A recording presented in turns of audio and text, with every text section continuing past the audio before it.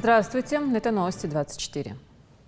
Сегодня День памяти и скорби. Символические акции прошли по всей стране. В Ингушетии на мемориале памяти и славы в Насыркорте состоялось общереспубликанское мероприятие, посвященное 78-й годовщине начала Великой Отечественной войны и 15-летию нападения на регион террористов в 2004-м.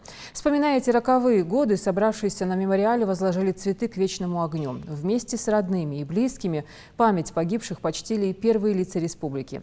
Жиридат Халухоева подробнее. 22 июня 1941 года – день, когда фашистская Германия напала на Советский Союз, начав Великую Отечественную войну. Разбитые города, миллионы раненых и павших, голод, страх, надежда и вера, которая помогала выжить. С рассвета этого дня 4 года сопровождали они солдат и мирных жителей. День памяти и скорби, ставший переломным в истории всей страны. Сегодня, спустя 78 лет, его вместе со всеми разделяет Ингушетия. В память о погибших минута молчания и возложение цветов к вечному огню.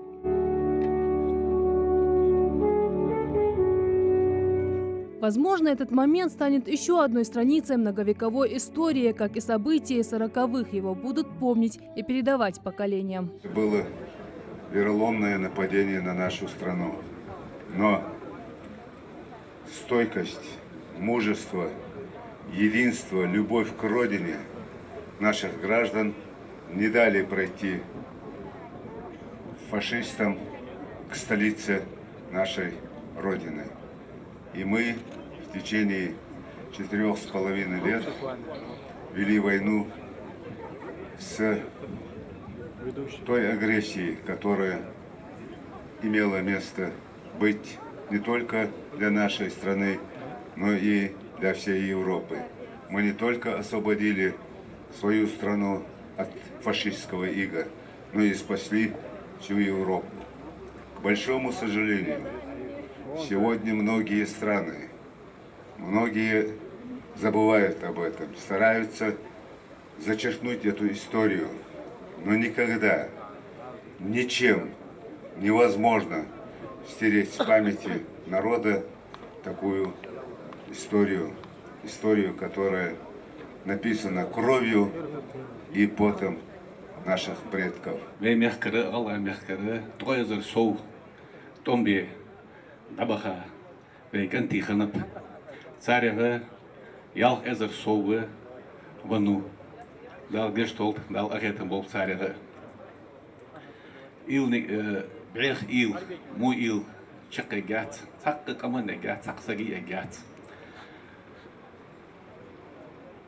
Her galgaço çıl xalaq etiş veyne noq doluş hamda prik çahal handoluşdu hamaş. Ve mehkir ve mot habuç bu zulüm xoy. Saniqi xınıp qıçqımın naxamış. Ye ve paç halqı galgay paç halqı tiyiziş. Yoq yerasi paç halqı tiyiziş. Yere Дух diye daga ilnigit yolcu ben zulüm diyanı sibisini pritçe halkı daşit işte sen duhal otu nizban sıdalı ve kaginah tabi agar sagustan kamal dut haldı uzlat ser deynonoy isti diesel Сатохы, что она не злоб, березамот, далдекал, юэльцары. Несмотря на знойный день, прийти на мемориал памяти и славы, чтобы почтить героев своим долгом, сочли многие жители республики. Ветераны Великой Отечественной, родственники и друзья погибших сотрудников, сослуживцы, депутаты, активисты. В памяти нашим, они, как ветераны Великой Отечественной войны, останутся людьми, которые защитили нашу республику в эту трагическую дату. Хотелось бы, чтобы и через 50 лет мы поименно помнили о всех, отдавали им дань почтения свое, чтобы наше подрастающее поколение никогда не забывало о трагических событиях и ситуациях, которые складывались вокруг нашего народа. Сегодня не только день памяти и скорби, сегодня и день консолидации всех слоев нашего общества, потому что беда, она одна для всех.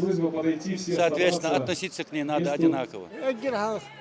Германия хотим немцы там хабах первые حاجة اشتباه به так حد аж خود мероприятие حياة آخر هني يدتسل بي كيش ناخد دتسل تهم ладно Участие в памятном мероприятии принимают и туристы из других регионов СКФО, да и всей страны. Россия многонациональная, и у каждого был свой язык, и они все в борьбе с фашизмом, они объединились. Конечно, были огромные потери. У меня, например, прадед, из 7 ушло 5 человек, и вернулся только 1. Вспоминают сегодня не только ветеранов Великой Отечественной, но и ингушских сотрудников, трагически погибших в 2004 году. Ведь нападение на Назрань бандитами совершено именно в этот день, спустя почти полвека. Это были, как говорится, отморозки, бандиты. Поэтому они внезапно напали и приурочили эту дату начала Великой Отечественной войны.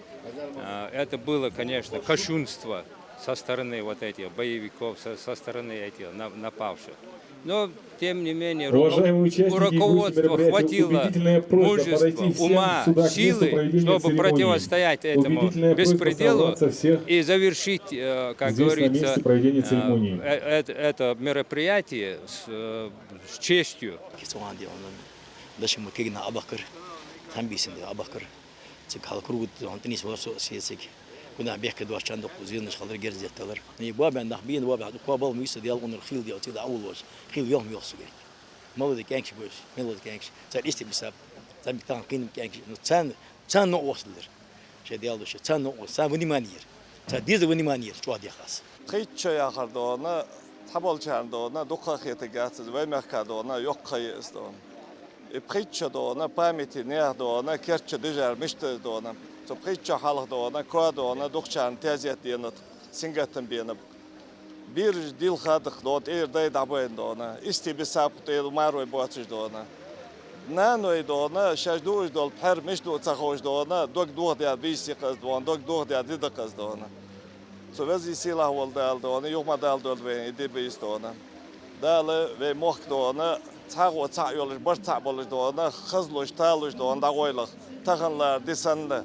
Родители погибших в ту роковую ночь ребят давно убедились, время – плохой лекарь. Они не забывают о сыновьях никогда. Здесь, на фоне целой аллеи саженцев, посвященных таким же погибшим бойцам, материнскому сердцу становится еще больнее. Мадина Асканова потеряла тогда единственного сына – капитана милиции Зелимхана Асканова.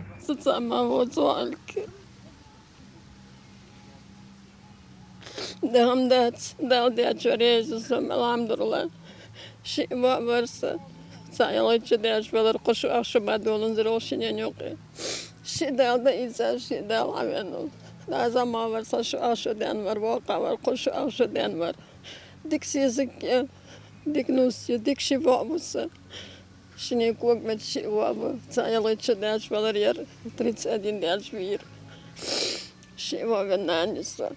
На этой аллее каждое дерево носит имя погибших сотрудников. В разное время от рук бандитов. Зина Цычоева пришла сегодня с портретом своего сына Ибрагима Цычоева. В момент гибели ему было всего 33 года. Тот роковой день для их семьи она до сих пор вспоминает с дрожью в голосе.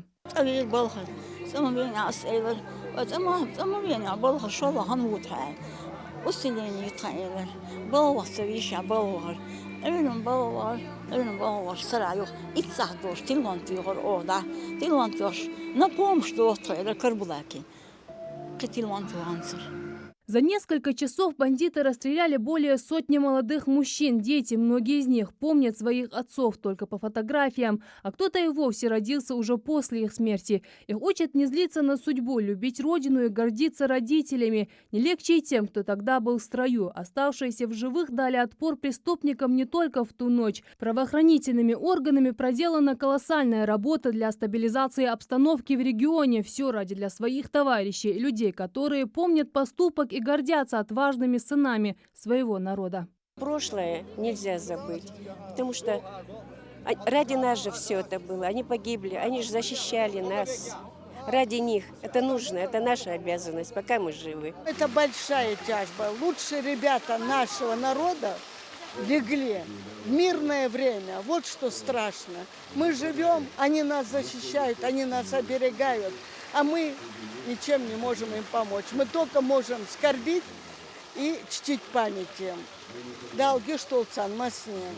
Цветы, возложенные к вечному огню, традиция скорее символическая. Молитва за павших героев становится стержнем, которая помогает народу справиться с каждой волной невзгод, что обрушивала судьба на ингушей. Но пусть эти события станут последней черной страницей в истории народа. Жарадат Хулхоева, Микаил Тангиев, Адам Далаков, Магомед Белакиев. Новости 24. День начала Великой Отечественной войны. Он напоминает нам о всех погибших в боях, умерших в тылу от голода и лишений. Мы скорбим по всем, кто ценой своей жизни выполнил святой долг, защищая Отечество. Именно об этом всероссийская акция «Свеча памяти». Она прошла накануне, в ночь на 22 июня. Идрис Ижиев расскажет. Эта акция с каждым годом становится все масштабнее. Активисты, общественные деятели, а также гости республики со всей России пришли отдать дань памяти тем, кто пал на полях сражений. Тем, кто, не задумываясь о своей безопасности, ринулся отражать противника. И в какое бы время ни происходил конфликт. Если сегодня у нашей молодежи есть выбор пойти поступить после вуза, пойти работать, то в июне 41-го этой возможности, этого выбора у наших предков не было. Естественно, нам нужно помнить об этом и хранить о них память. И в память об этом мы проводим такую акцию. Победа, добытая общими усилиями не только народов СССР, но и всего мира, не оставит равнодушными никого. Париса Фарахман, как уроженка Афганистана, не понаслышке знает, что такое война. Вооруженный конфликт на ее родине продолжается и по сей день. Переехав в Россию, ее семья наконец-то обрела мир. Париса прониклась культурой нашей страны еще в детстве. Ветераны в ее представлении настоящие герои. Конечно, мы гордимся этим. Мы благодарны нашим предкам за то, что сегодня над нами действительно спокойное небо над головой, и мы можем беспокоиться о каких-то своих бытовых нуждах, не задумываясь, в принципе, о мире в своей стране и в своем регионе, в своем доме. Первой, кто приняла на себя удар вражеских войск, была Брестская крепость. Именно мужество ее защитников, в числе которых были и наши земляки, стало примером для других солдат, у которых самым грозным оружием против врага было непоколебимое чувство патриотизма. За все 4 года жертвами войны стали 27 миллионов человек. Чтить и помнить этих героев полевых сражений и тыла – самое меньшее, что под силу благородным потомкам. Подвиг, совершенный нашими предками, знаете, так просто словами не описать. Мы, как подрастающее поколение, подрастающая молодежь, должны помнить и чтить эти подвиги. Присутствуем на этой акции, чтобы почтить память и показать свою гордость и все вот эти эмоции, которые в тот момент они пережили, потому что это не передать словами, какое уважение мы испытываем и насколько трогательно, что столько много людей все-таки помнят и чтят память. Свеча памяти – это не только знак общей скорби народов, победивших фашизм, но и символ глубокой благодарности и единства в оценке прошлого во имя будущего всего человечества. Акция «Свеча памяти» проходит в десятках стран мира. В России она стала важным общенародным актом солидарности наряду с акциями «Георгиевская лента» и «Бессмертный полк». Поэтому такой масштаб никого не удивляет. У нас в гостях находятся молодые люди со всех регионов нашей огромной России. Также есть и зарубежные гости. Это дань памяти. Это говорит о том, что никто не забыт, ничто не забыто. Мы помним наших героев. Проведение акции «Свеча памяти» стало в республике доброй традицией. Мероприятие с каждым годом разрастается. Все больше участников акции и, соответственно, свечей как символ неугасающей славы. А это самое главное. Значит, память о великом подвиге советского народа будет жить веками. Идрис Ижиев, Султан Булгучев, Новости 24. Делегация Ингушетии во главе с вице-премьером Марит Газдеевой находится с рабочим визитом в Бресте, Республика Беларусь.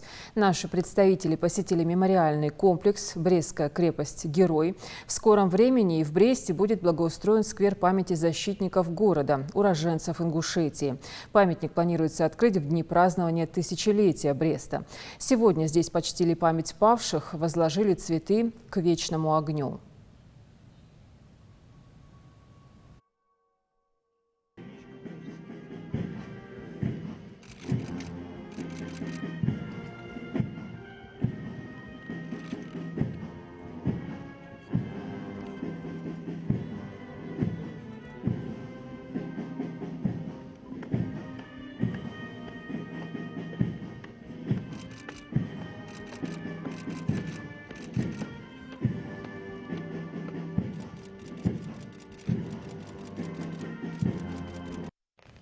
На мемориальном комплексе «Брестская крепость. Герой» сегодня целый ряд мероприятий. Главным стала реконструкция событий, ситуация на границе перед началом войны. Инсценировка произвела огромное впечатление на собравшихся. Сердце разрывается. Еще кричат: «Ванечка, вставай, Ванечка убитый». Слезы прямо текут. Также немцы пришли, также в доме жили, выселили нас, выгнали. И дом сожгли. Так что мы остались с мамой вдвоем. Ну, слава Богу, вышли.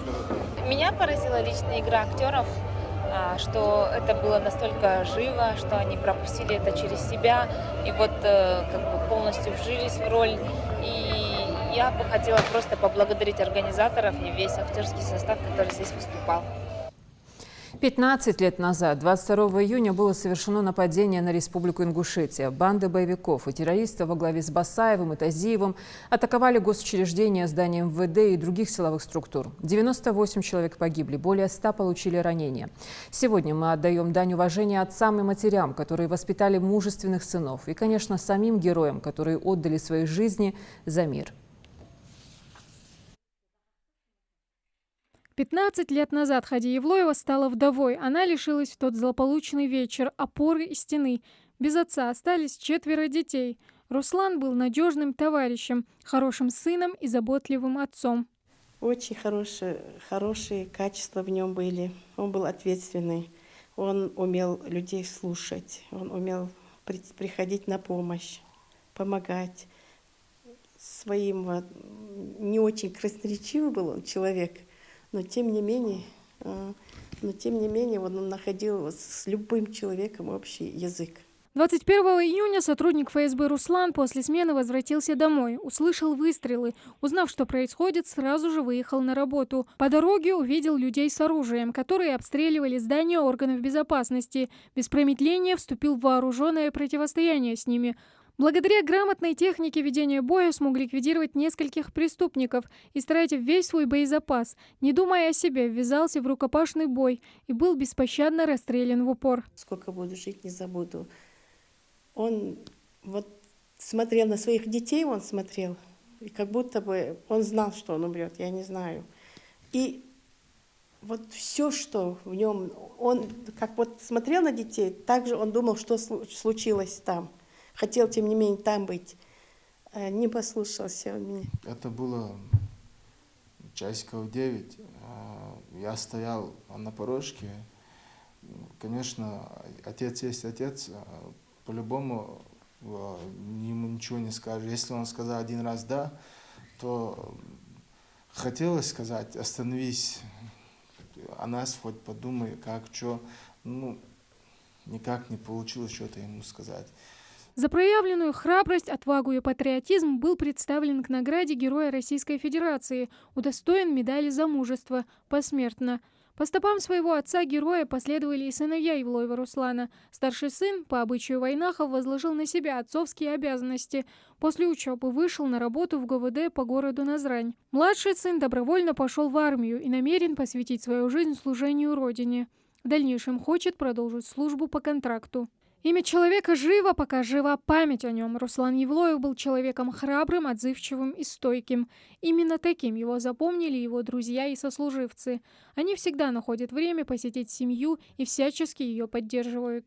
С 2011 года приказом Министерства внутренних дел Российской Федерации от 8 ноября отмечается День памяти погибших при исполнении служебных обязанностей сотрудников органов безопасности. Тамара Хашакульгова, Осман Лиянов, Магомед Даскиев, Новости 24. В Малгобеке в парке Сергу-Орджоникидзе проведена всероссийская военно-патриотическая акция «Горсть земли». Кусочек города воинской славы будет перенесен на Поклонную гору в парк «Патриот». О том, как символичность важна для памяти целой нации, расскажет Мака Дударова. Взрослые и дети пришли сегодня почтить память погибших в годы Великой Отечественной войны, а также во время террористического акта, совершенного в ночь с 21 на 22 июня в 2004 году. Каждый год эта дата собирает всех жителей Малгобека, объединяя два страшных события. Эти мероприятия очень важны тем, что они повышают патриотизм нашего народа, повышают именно, дают дань памяти тем погибшим. показывая о том, что мы не забываем о них и не будем никогда забывать. И все это делается для патриотического воспитания молодежи в первую очередь и повышения чувства гордости нашего народа за те славные традиции, которые были у нашей Родины и есть. Акция «Горсть памяти» призвана увековечить подвиг воинов, погибших за Малгобек, и жителей города, оказавших всевозможную помощь советской армии. При участии военного комиссара Ингушетии Тимура Мистоева землю насыпали в маленькие мешки, чтобы передать их главному храму комплекса вооруженных сил. Отныне святая земля города Малгобек будет храниться на территории главного храма комплекса вооруженных сил на Поклонной горе, в парке «Патриот». Вечная память тем, кто погиб, защищая нашу Родину, и дал нам возможность свободно жить под мирным небом. Низкий им поклон. Минута молчания и по традиции памятное возложение цветов на мемориале славы.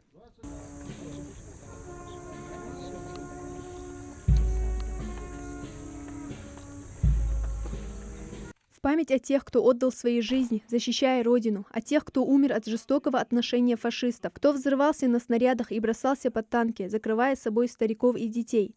В истории ингушского народа было немало трагических событий и вместе с тем героических историй жизни отважных мужчин и женщин. И именно для них мы сегодня должны помнить и охранять так тяжело доставшийся мир. Макка Дударова, Магомед Даскиев, Новости 24. К другим темам. Сегодня второй день Международного саммита молодых парламентариев МАГАС-2019. Вчера состоялось официальное открытие съезда и знакомство участников. Программа саммита основана на опыте ведущих политических технологов и консультантов России и на анализе самых эффективных карьерных стратегий и успешных крупных проектов в российской политике. Саммит разбит на несколько частей. Второй день съезда состоял преимущественно из образовательного блока. Для молодых парламентариев были организованы площадки по 3 темам, таким как команда образования, социальное проектирование и лидерство. Эксперты провели для участников мастер-классы, проходили в виде игр и поединков. У нас сегодня была очень интересная технология, использована в работе, которая называется управленческие поединки. Ребята боролись в позиционной деловой борьбе, то есть была задана некая конфликтная ситуация, и у них были определенные роли, из которых они должны были не только разрешить конфликт, но и остаться в хороших отношениях. Отмечу, что форум проводится уже во второй раз. В этом году в нем принимают участие представители из разных регионов нашей страны, а также из-за рубежа. Молодежный саммит представляет собой социально-образовательный проект, направленный на повышение конкурентоспособности лидеров молодежных структур иностранных государств и регионов России, а также разработку новых моделей работы с молодежью. Люди приехали из разных субъектов России, и в том числе из зарубежных стран. И это для, как сказать, укрепления межнациональных отношений очень полезный форум, можно сказать, саммит точнее. И вот я хотелось бы, чтобы почаще такие подобные мероприятия были. И спасибо за организаторам за такую возможность. Следите за новостями на канале Ингушетия и до встречи в эфире.